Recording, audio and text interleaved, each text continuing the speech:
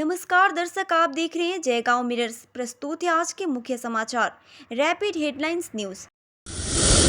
हार के डर से भाजपा उम्मीदवार के पति पर हमला, तृणमूल पर आरोप।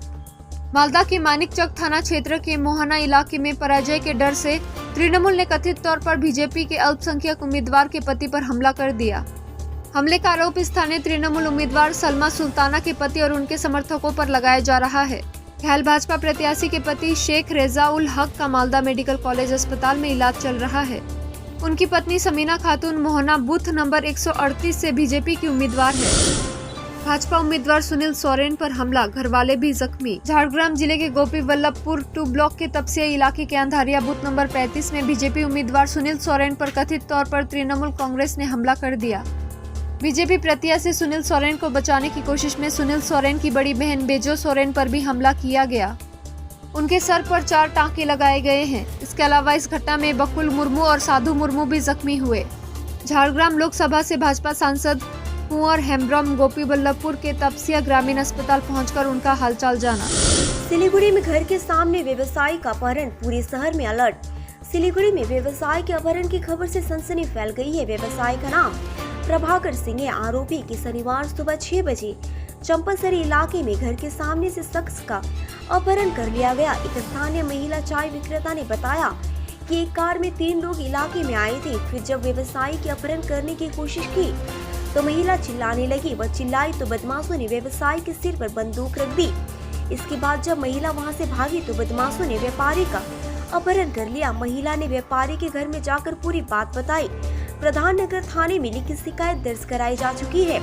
हालांकि अपराधियों ने अभी तक फोन पर किसी तरह की फिरौती की मांग नहीं की है या किसी प्रकार से संपर्क नहीं किया है। अभी तक ये स्पष्ट नहीं हो पाया है कि ऐसा क्यों और किस मकसद से किया गया है।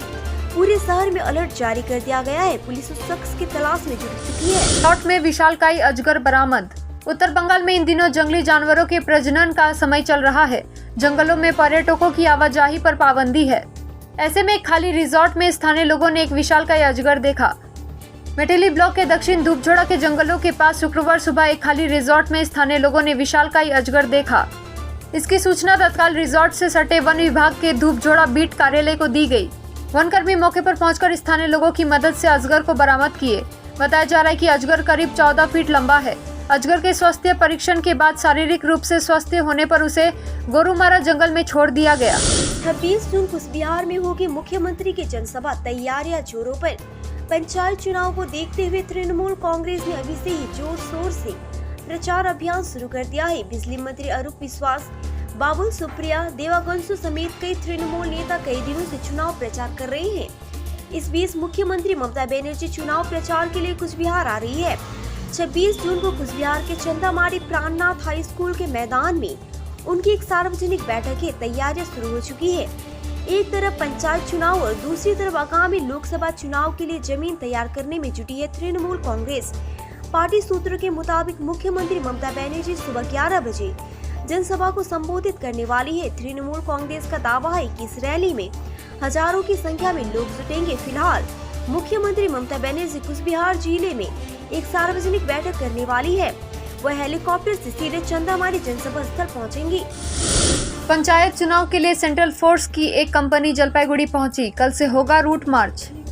पंचायत चुनाव के लिए शुक्रवार को सेंट्रल फोर्स की एक कंपनी जलपाईगुड़ी पहुंची। शुक्रवार शाम को सेंट्रल फोर्स की एक कंपनी जलपाईगुड़ी पहुंची। उन्हें जलपाईगुड़ी के मोहित नगर इलाके में पंचायत ट्रेनिंग सेंटर में रखा गया है। प्रशासन के सूत्रों के मुताबिक कल से उन्हें रूट मार्च पर भेजा जाएगा। गौरतलब है, कोलकाता हाईकोर्ट ने केंद्रीय बलों की मौजूदगी में पंचायत चुनाव कराने का आदेश दिया था। हाईकोर्ट के इस फैसले को राज्य सरकार व चुनाव आयोग ने सुप्रीम कोर्ट में चुनौती दी थी, जिसे सुप्रीम कोर्ट ने खारिज कर दिया।